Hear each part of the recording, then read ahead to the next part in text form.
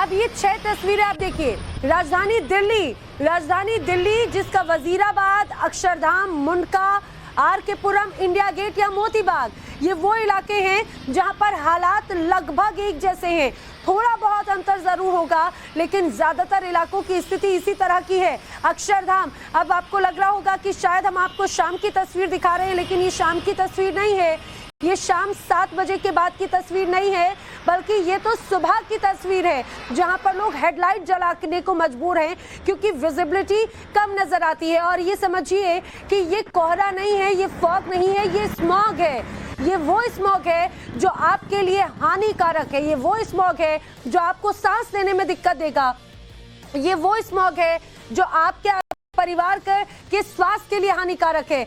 दिल्ली की हवा में जहर किस कदर घुल चुका है, आपके इलाके में हवा कितनी प्रदूषित है, ये आपको AQI के जरिए बताते हैं। AQI के जरिए जरा समझने की कोशिश कीजिए। अगर बात मैं आनंद विहार की करूं तो आनंद विहार में 449 AQI लेवल है, यानी कि उसकी स्थिति अगर AQI लेवल को अगर देखा जाए तो वो गंभीर श्रेणी में आती है। इसी तरह से बवाना इलाके में भी गंभीर स्थिति, AQI 447 यानी 447 दर्ज किया गया।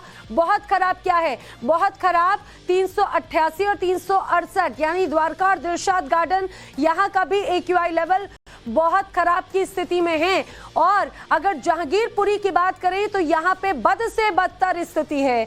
दिलशाद गार्डन की बात करें तो बद से बदतर स्थिति है, क्योंकि यहाँ पर 442, 813 जहांगीरपुरी का है, यानी कि जो खतरनाक स्तर होता है, खतरनाक स्तर पर जहांगीरपुरी के लोग इस समय रह रहे हैं।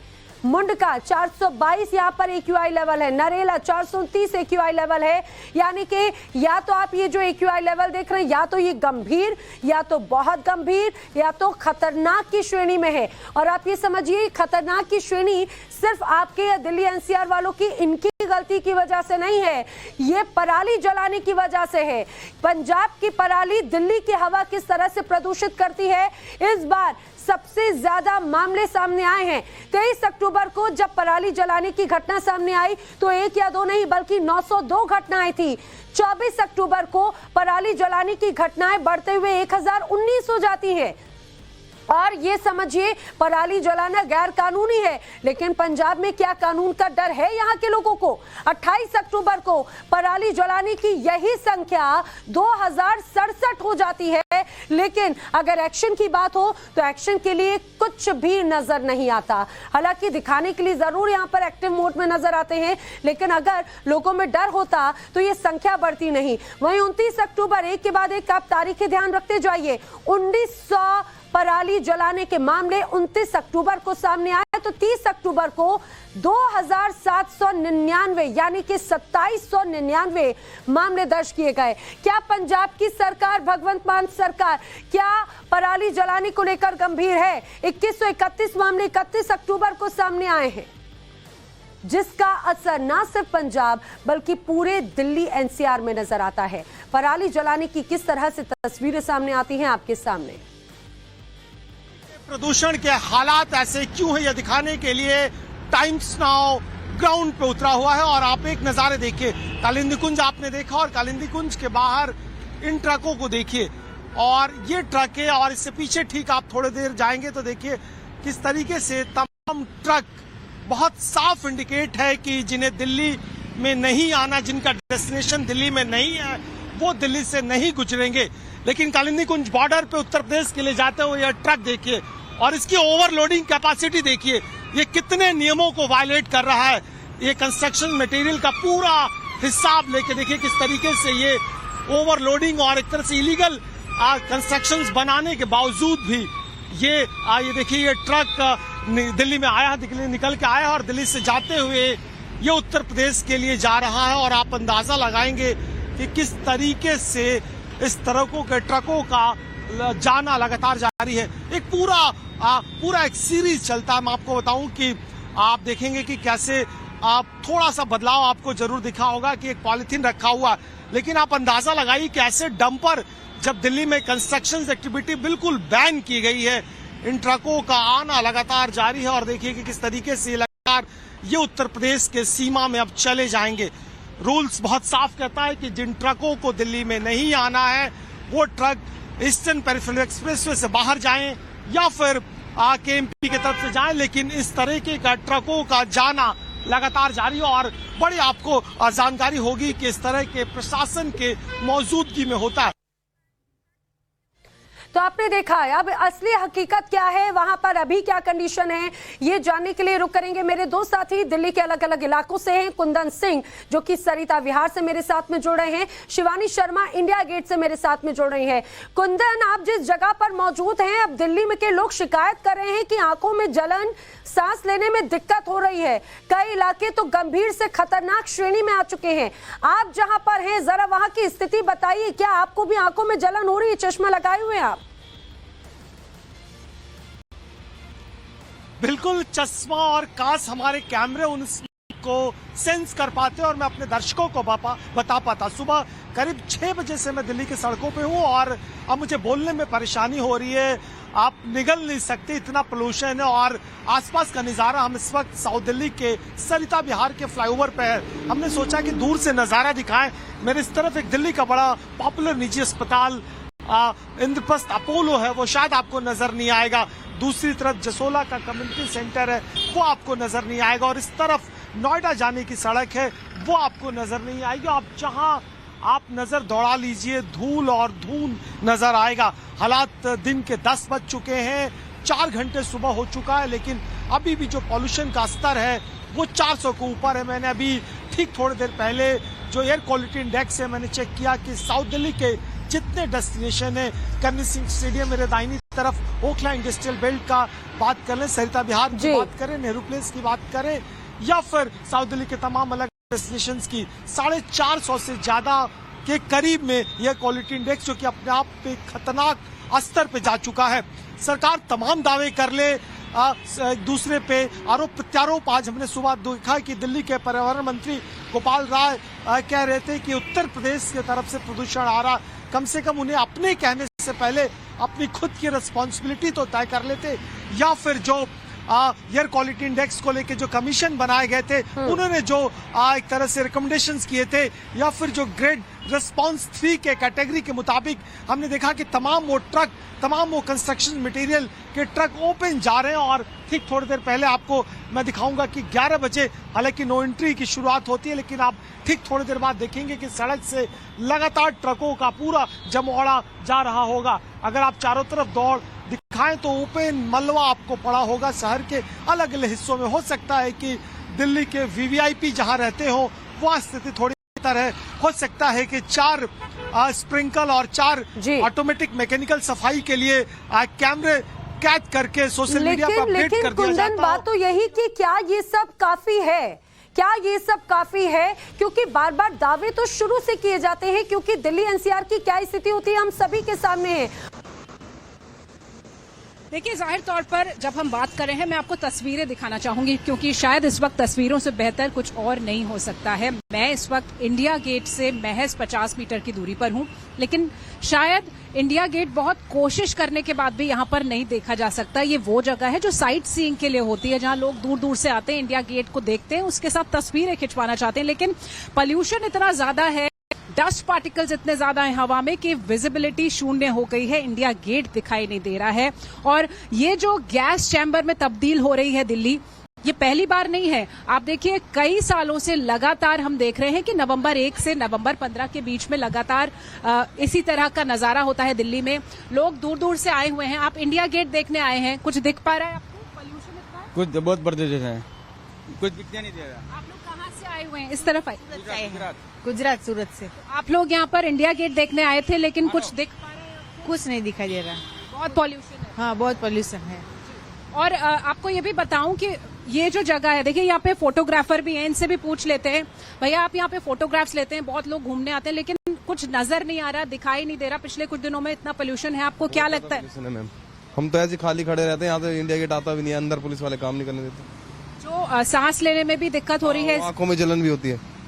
तो बहुत सारे लोग ऐसे हैं, मैं आपको बताऊं, उन्होंने पिछले कुछ दिनों में सांस लेने में दिक्कत के साथ साथ आंखों में जलन, थकान और बहुत सारी इस तरह की शिकायतें की हैं। और एक्सपर्ट्स लगातार कहते हैं कि जो डस्ट पार्टिकल्स यहाँ पर इस वक्त इस AQI में मौजूद हैं वो वाकई में हजार्डस है, लंग्स के लिए खराब है। और आपको एक और अहम बात बताऊं कि इस स्थिति को देखते हुए बहुत सारे लोगों ने ये भी मांग की है कि जो बच्चों के स्कूल्स हैं उनको बंद कर दिया जाए। आपको दिखाते रहेंगे, एक तरफ इंडिया गेट है, एक तरफ सड़क है जहां पर ट्रैफिक बहुत ज्यादा रहता है। और ये वो इलाका है जिसे दिल्ली का दिल कहा जाता है। ये सेंट्रल दिल्ली है, सी हेक्सागन है, बहुत सारी ऐसी इमारतें हैं जो हर दिन दिखती हैं। लेकिन अब कुछ दिनों से जब पोल्यूशन ज्यादा हो रहा है तो कुछ भी दिखाई नहीं दे रहा है, लोगों को काफी मुश्किल यहाँ पर हो रही है। और जहां तक बात रही राजनीति की, आपने बताया कि अमित मालवीय ने तो ट्वीट किया ही है।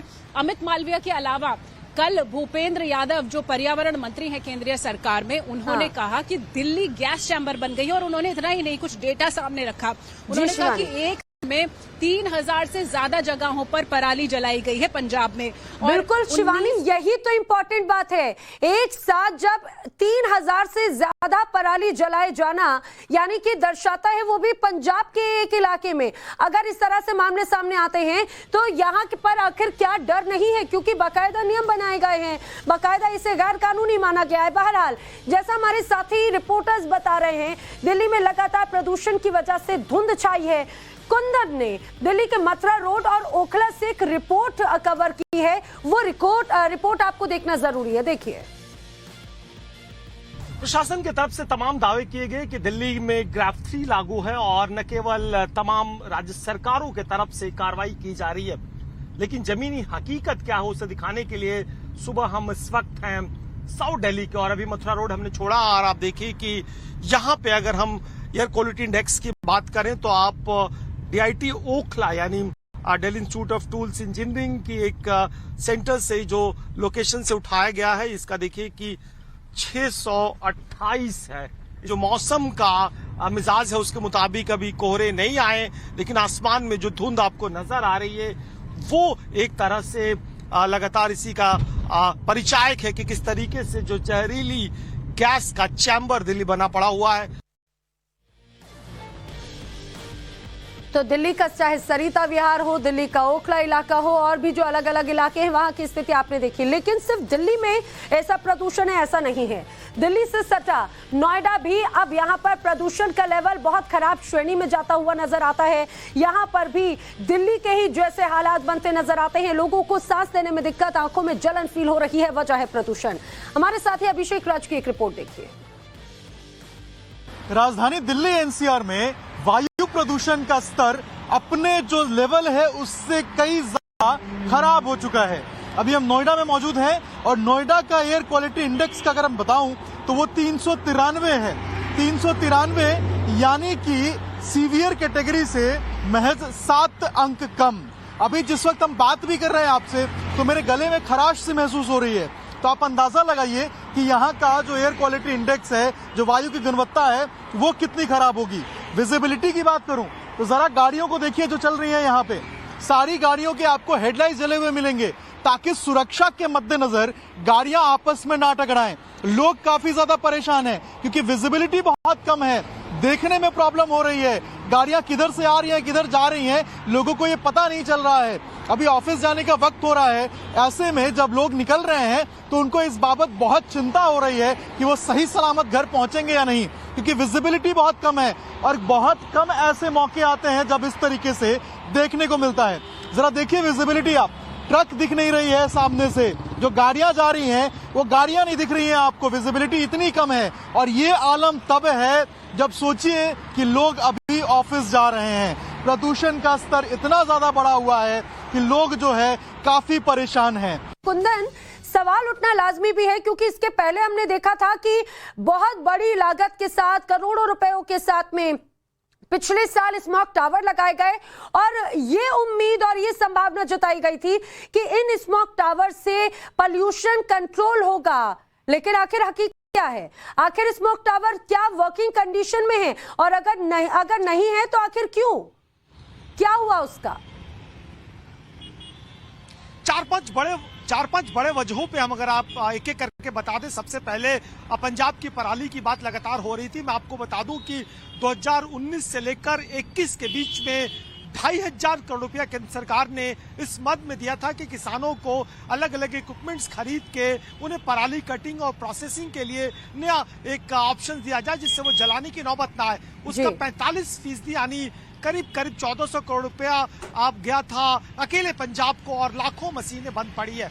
उसी तरह दिल्ली में भी ये करीब यही हालात है। मैं आपको बता दूं कि हम ये नहीं कह रहे कि काम नहीं हो रहा, लेकिन जिस स्तर की समस्या है, जितनी बड़ी समस्या है और जिस कंटिन्यूटी में काम करने की जरूरत है वो बिल्कुल नहीं दिखता।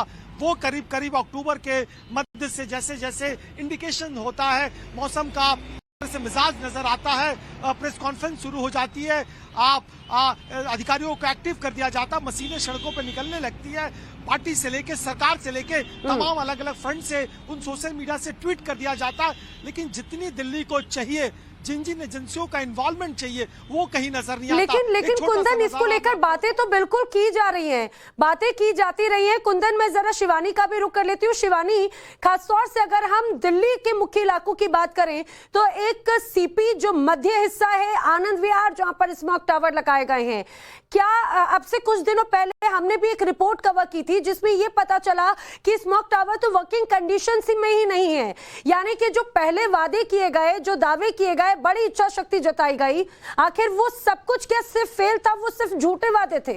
वो स्मॉग टावर क्या कर रहे हैं फिर? जाहिर तौर पर अगर आपको अंदाजा लगाना है कि क्या वाकई में स्मॉग टावर्स काम कर रहे हैं तो ये तस्वीर बदली हुई होती। लेकिन आप देखिए, हम बात करते रहेंगे, तस्वीरें दिखाते रहेंगे, क्योंकि इस वक्त ये पोल्यूशन जो दिखाई दे रहा है, आमतौर पर यूं कहा जाता है कि वायु दिखती नहीं, वायु में जो प्रदूषण वाले पार्टिकल्स होते हैं वो दिखते नहीं, लेकिन अब ये इतना ज्यादा बड़ा संकट हो गया है कि ये साफ साफ आंखों से दिखाई दे रहा है। ये सब जो दिख रहा है ये पूरा प्रदूषण है, ये वो डस्ट पार्टिकल्स है, ये स्मॉग है जिसने दिल्ली का दम घोटा हुआ है। इन दिनों यहाँ पर लोगों को परेशानियां हो रही हैं, सांस लेने में दिक्कत हो रही है, आंखों में जलन हो रही है।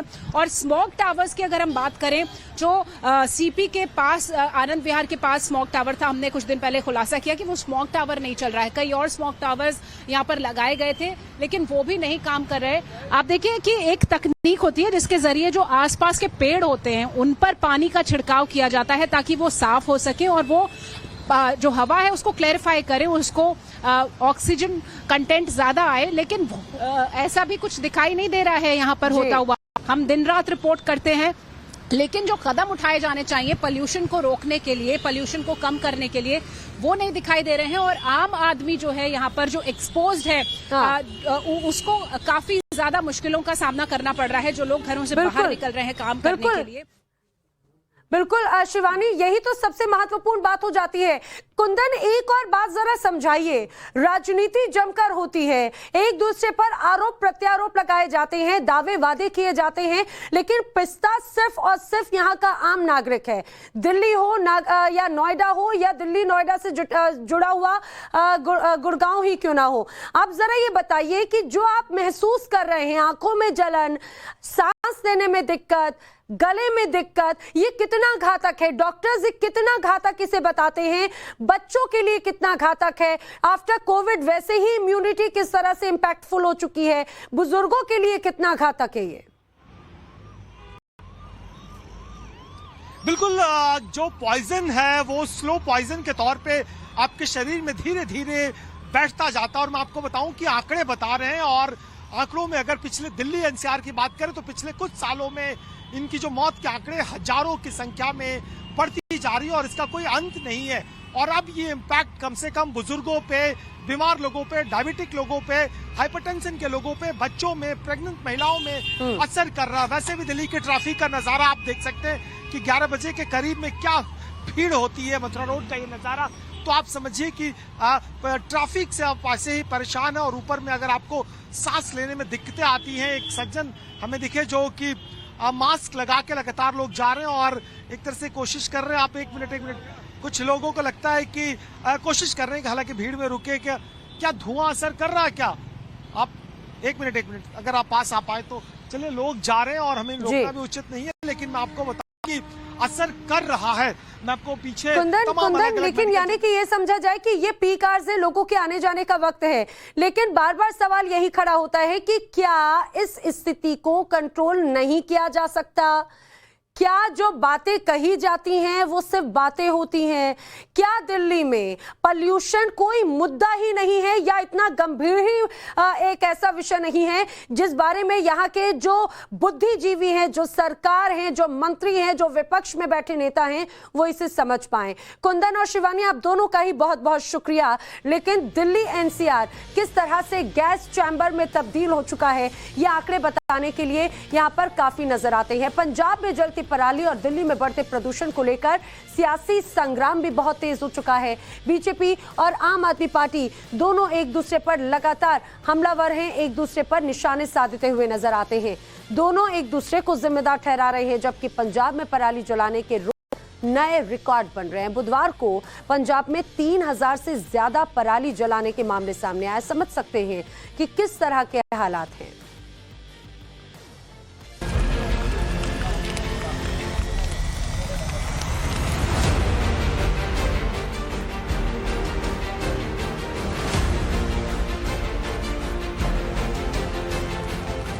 जलती पराली और बढ़ते पॉल्यूशन का सॉल्यूशन भले ही ना मिल पाया हो, लेकिन ब्लेम गेम फुल स्पीड में चल रहा है।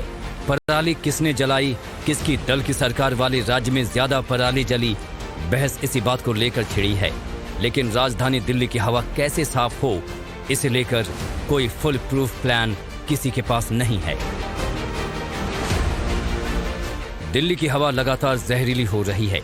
इसकी सबसे बड़ी वजह पंजाब में जल रही पराली को माना जा रहा है। बीते साल तक अरविंद केजरीवाल भी पंजाब की सरकार को ही दिल्ली में प्रदूषण के लिए कसूरवार ठहराते हैं, मगर अब पंजाब में केजरीवाल की ही पार्टी की सरकार है, लिहाजा उनके सुर भी बदल चुके हैं।